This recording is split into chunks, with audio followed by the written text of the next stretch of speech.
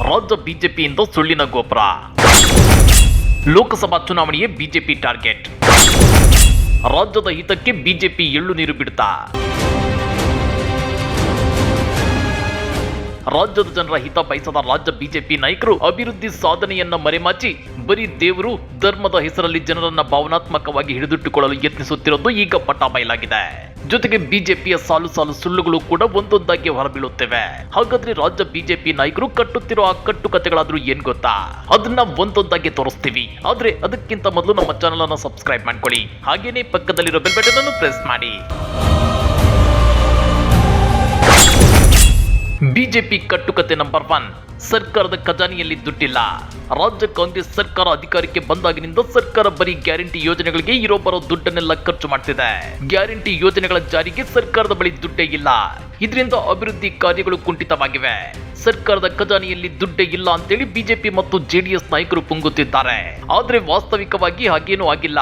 ಈ ಸಲದ ಬಜೆಟ್ ಗಾತ್ರ 3,71,000 ಕೋಟಿ.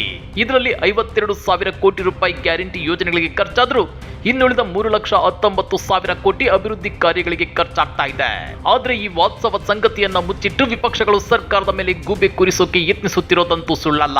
ಇನ್ನ ಈ ಬಗ್ಗೆ ರಿಯಾಕ್ಟ್ ಮಾಡಿರೋ ಸಿಎಂ ಸಿದ್ದರಾಮಯ್ಯ, ಗ್ಯಾರಂಟಿಗಳಿಂದ ಜನರ ಖರೀದಿ ಸಾಮರ್ಥ್ಯ ಹೆಚ್ಚಾಗಿದೆ.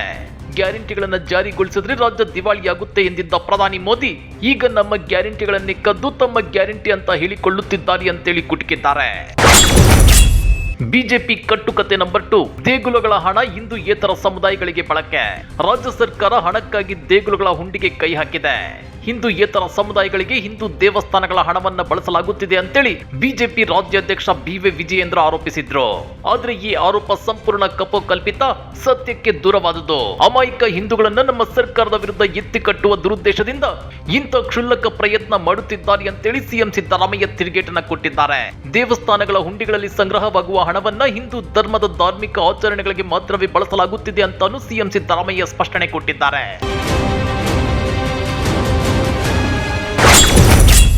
ಬಿಜೆಪಿ ಕಟ್ಟುಕತೆ ನಂಬರ್ 3, ಎಸ್ಸಿಪಿ ಟಿಎಸ್ಪಿ ಹಣ ದುರ್ಬಳಕೆ. ರಾಜ್ಯ ಸರ್ಕಾರ ಗ್ಯಾರಂಟಿ ಯೋಜನೆಗಳ ಜಾರಿಗೆ ಹಣಕಾಸು ಹೊಂದಿಸಲು ಎಸ್ಸಿ ಎಸ್ಟಿ ಸಮುದಾಯದ ಕಲ್ಯಾಣಕ್ಕೆ ಮೀಸಲಿಟ್ಟ ಎಸ್ಸಿಪಿ ಟಿಎಸ್ಪಿ ಅನುದಾನವನ್ನ ದುರ್ಬಳಕೆ ಮಾಡಿ ಎಸ್ಸಿ ಎಸ್ಟಿ ಸಮುದಾಯಕ್ಕೆ ದ್ರೋಹ ಬಗೆದಿದೆ ಅಂತೇಳಿ ಬಿಜೆಪಿ ನಾಯಕರು ಆರೋಪಿಸಿದ್ರು.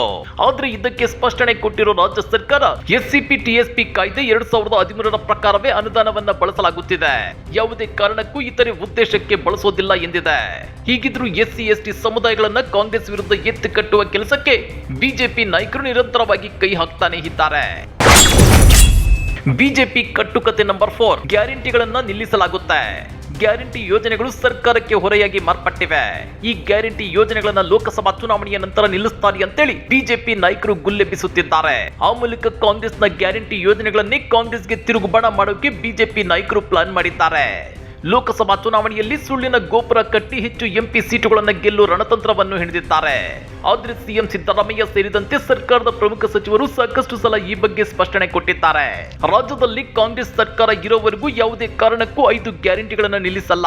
ಜನರಲ್ಲಿ ಈ ಬಗ್ಗೆ ಯಾವುದೇ ಅನುಮಾನ ಬೇಡ, ಆತಂಕ ಬೇಡ ಅಂತೇಳಿ ಸ್ಪಷ್ಟನೆ ಕೊಟ್ಟಿದ್ದಾರೆ.